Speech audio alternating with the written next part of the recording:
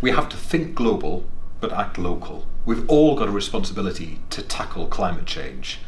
And whether it's a small difference we make or whether it's a big difference we make as a city, everything that we do will have an impact on our global carbon footprint. That's why in these budget proposals we're investing serious amounts of money in planting trees and preparing to mitigate climate change and help people to adapt to a carbon-free future.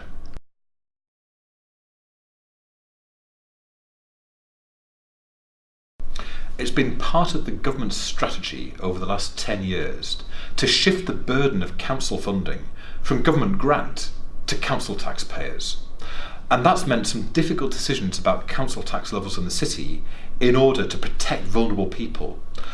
And this year, the government's expectation is that we increase council tax by 2% and also levy an adult social care precept of 2%.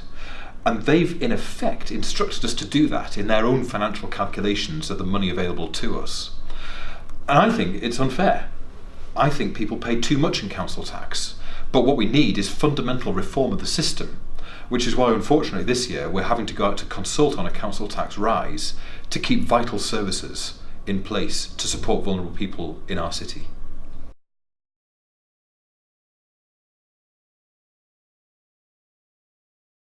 A lot of things that the council does the things that the council does to support people are beyond our immediate control. So, for example, the number of looked after children in the city, the number of children who the council assesses are at risk of violent or sexual or physical or emotional abuse has risen by 17% in just the last year. Now, we can't, as a council, say we're not going to deal with those children. We have to look after them. We have to care for them. We have to make sure that they and their families have the right support in place. And that's why there's been an overspend, particularly in children's services this last year. It's a sign of the financial crisis that councils are under, that Newcastle, along with most other councils responsible for children's social care, have seen an overspend in that area in the last 12 months. How do you get that back under control? Investing in early years prevention and support for families, partly by making sure that we maintain our welfare rights service so people who find themselves in financial difficulty have somewhere to turn, and also by making some discretionary funds available. For example, people who struggle to pay their rent can apply to the council for a bit of extra help. We also help people to buy white goods at a cheaper price, and we're doing everything that we can to help families in crisis, because we know that those crises are often not of their making, and we're doing what we can to lend a hand of support.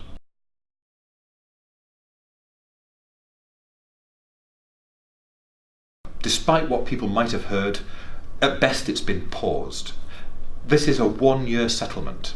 We don't actually yet know quite how much we're going to get from government. We won't know that probably till the end of January. What we do know is that the Office for Budget Responsibility has said that the announcements that the government's made around funding are unsustainable for the future. So that means that this year's money will just be one-off. It's unlikely to be repeated in the future. And that means we have to think very carefully about how we invest it. We can't spend it on lots of additional staff over a long period of time. That's why we're choosing to do things like investing in play areas, investing in upgrading the people's network of free access computer terminals across the city, making sure that we've got actions in place to tackle the climate crisis by planting more trees, and also by investing in cleaning up some of our communities through a spring clean next year. These are all things that we can do through one-off monies, and actually what we need the government to do is fund local government properly for the long term.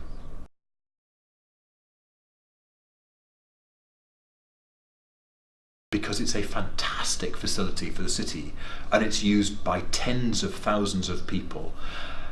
The Grainger Market is one of the jewels in the city's crown, and I think people want us to see it looked after, want to see investment in it, want to see it has a proper and certain future. And by investing in repairing the roof and improving the facilities there, we can make sure that the Grainger Market has a life that will last for at least another 150 years.